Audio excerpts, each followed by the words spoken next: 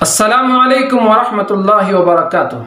मोहतरम सामईन, लॉकडाउन की इस फुर्सत में भी बाज़ मुसलमानों के घरों में क्या बच्चे, क्या बूढ़े, क्या मर्द, क्या औरतें, कोई कैरम खेल रहा है, कोई लूडो खेल रहा है, कोई चौसर जिसे चौका बारह कहते हैं वो खेल रहा है, तो कोई ताश के पत्ते खेल रहा है, कोई मोबाइल में मुख्तलिफ गेम्स खेलने में लगा हुआ है।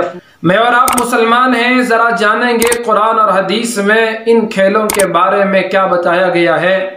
अल्लाह तबारक व तआला ने कुरान मजीद में इरशाद फरमाया, या अय्युहल्लज़ीना आमनू, ए ईमान वालो, इन्नमल खम्रु वल मैसिरु वल अंसाबु वल अज़लामु रिज्सुम मिन अमलिश शैतान, बेशक शराब, जुआ, बुत और फाल के तीर ये शैतान के गंदे काम हैं। फज्तनिबूहु, इनसे बचो, लअल्लकुम तुफ्लिहून, ताकि तुम कामयाब हो जाओ। इन्नमा युरीदु शैतानु अन युक़िअ बैनकुमुल अदावता वल बग़ज़ा फिल खम्रि वल मैसिर, शैतान तो यही चाहता है कि तुम्हारे दरमियान बग़्ज़ और दुश्मनी डाल दे शराब और जुए के जरिए से। इसमें जुए का लफ्ज़ आ गया है। वयसुद्दकुम अन ज़िक्रिल्लाहि व अनिस सलाह, और तुम्हें नमाज और अल्लाह के जिक्र से रोक दे। फ़हल अंतुम मुंतहून, अब भी तुम इससे बाज आ जाओ। व अतीउल्लाह व अतीउर रसूल, मानो अल्लाह की और मानो रसूल की। वहदरू, और बचते रहो। फ़इन तवल्लैतुम, और अगर तुमने रूगर्दानी की। फ़अलमू, तो जान लो, अन्नमा अला रसूलिनल बलागुल मुबीन, हमारे पैगंबर की जिम्मेदारी तो सिर्फ वाज़ेह तौर पर पहुंचा देना है।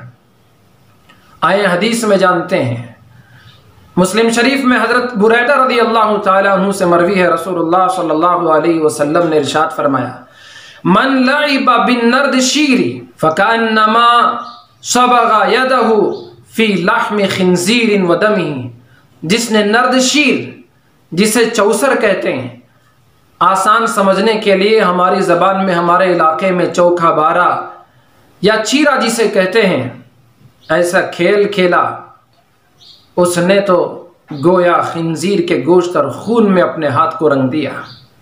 अबू दाऊद की रिवायत है, हज़रत अबू मूसा अशअरी रज़ी अल्लाह अन्हु से रसूलुल्लाह सल्लल्लाहु अलैहि वसल्लम ने फरमाया, मन लाइब बिन नर्दी, जो चौसर खेले, फ़क़द असल्लाह व रसूला, उसने अल्लाह और उसके रसूल की नाफरमानी की।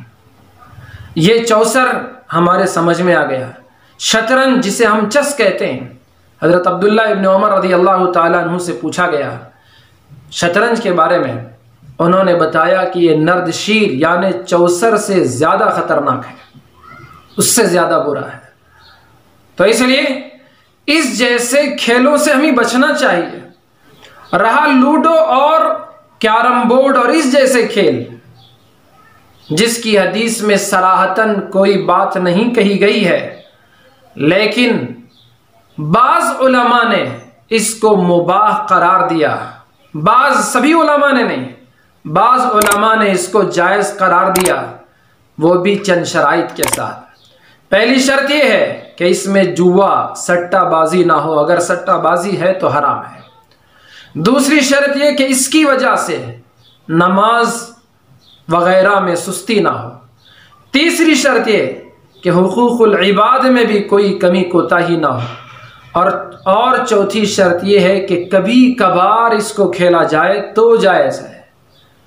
अब जो मुकम्मल रोज़ाना, सुबह भी शाम भी, बच्चे बड़े, मर्द औरतें, सब ये जो खेल में लगी हुई हैं, इस लॉकडाउन की फुर्सत में ज़रा गौर करें।